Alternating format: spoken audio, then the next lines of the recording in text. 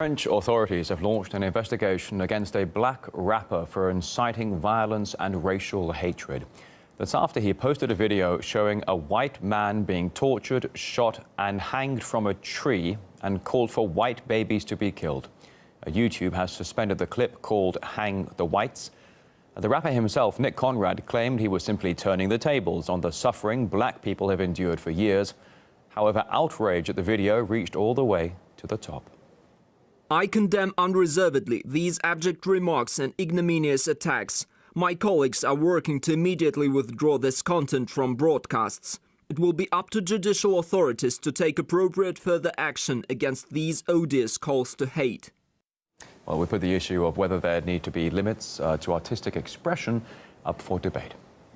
I condemn all violence like this, all violent lyrics, but we've got to be careful here not to get too carried away. If you listen to the reports and read the reports, this guy only had 40 people downloading his music before this controversy. It's clearly he's after the publicity. He's probably going to get something that he didn't want, which is a lot of negative publicity or maybe even a criminal record. We can't have him calling for white people to be hung, just like we couldn't have white people calling for black people to be hung, could we? All violence in this sort of way is to be deplored, of course, but let's put it in perspective.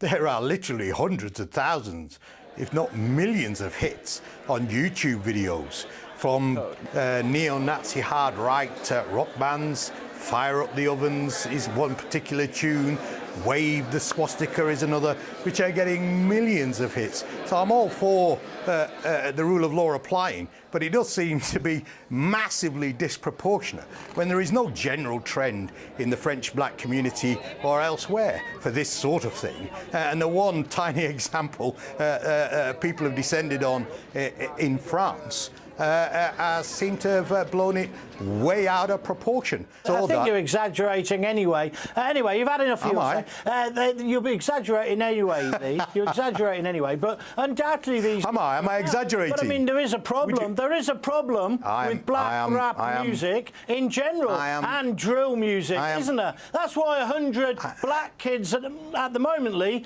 are lying in the mortuary or have been lying in the mortuary. We should condemn all violence like this, all violent lyrics like this. He's talking about stabbing kids in a nursery, white kids, and hanging their parents. I'm sorry, that's out of order in my book, Lee Jasper. For those who wish to rely on the facts of the matter, there is copious amounts of research online about the extent, the multi-million-pound industry that underpins the racist, white supremacist rock network and their ample videos online. Well, business I